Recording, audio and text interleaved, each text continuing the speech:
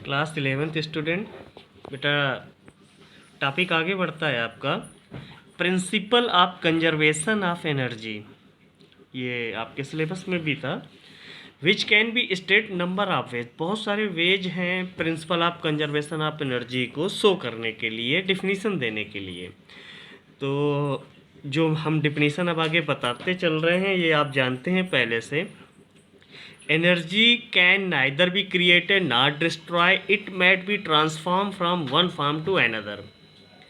तो ये जो डिफिनीसन है, ये जो हम लोगों ने समझी, ये बहुत पहले से आप जान रहे हो और इसके विषय में बड़े अच्छे से जान रहे हो कि हम एनर्जी को ना तो डेवलप कर सकते हैं और ना ही डिस्ट्रॉय कर सकते हैं, लेकिन हम इसको जो है एक फॉर्म से दूसरे फॉर्म में कन्वर्ट कर सकते हैं।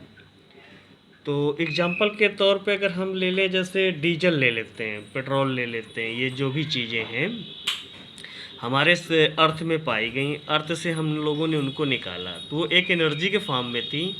फिर हमने उसको बर्न कराया, इंजन के अंदर बर्न कराया, इंजन से हमने मोशन ले लिया।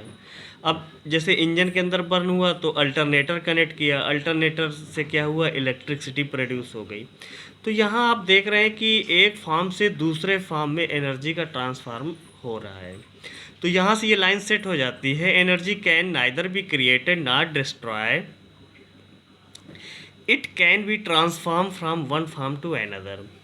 सेकेंड लाइन आती है, the total energy of an isolated system remains constant. देखो, कोई ऐसा सिस्टम हो, जैसे आइसोलेटेड सिस्टम की बात कर रहा है, ऐसा सिस्टम हो जिससे एनर्जी ना तो बाहर जा पाए ना आ पाए, तो उस सिस्टम के अंदर जो भी एनर्जी होगी वो क्या रहेगी, कांस्टेंट रहेगी।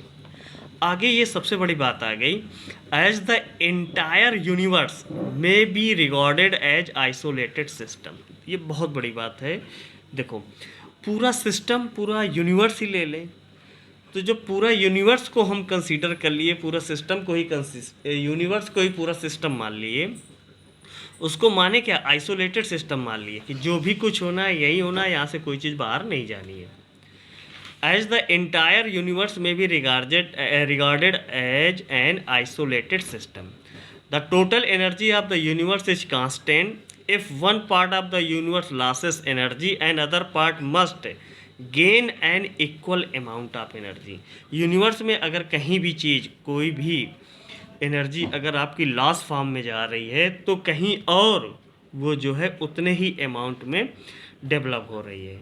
तो ये था principle of conservation of energy. अब अगला टॉपिक आता है आपका सब्जेक्ट में ही, power. Power is defined as the ratio of doing work of an agent does work W in time T, then its average power is P equal to W upon T। तो ये definition से ये formula generate हो गया।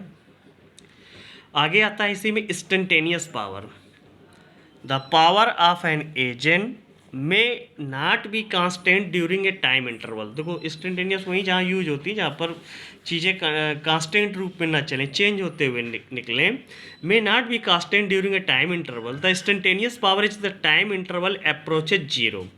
If del W work is done in the small time interval delta t, then the instantaneous power is given by P equal to limit delta t tends to 0, del W upon del t equal to dW upon dt। तो ये था concept आपका instantaneous power का। आप आज जाने कि principal of conservation of energy को समझें।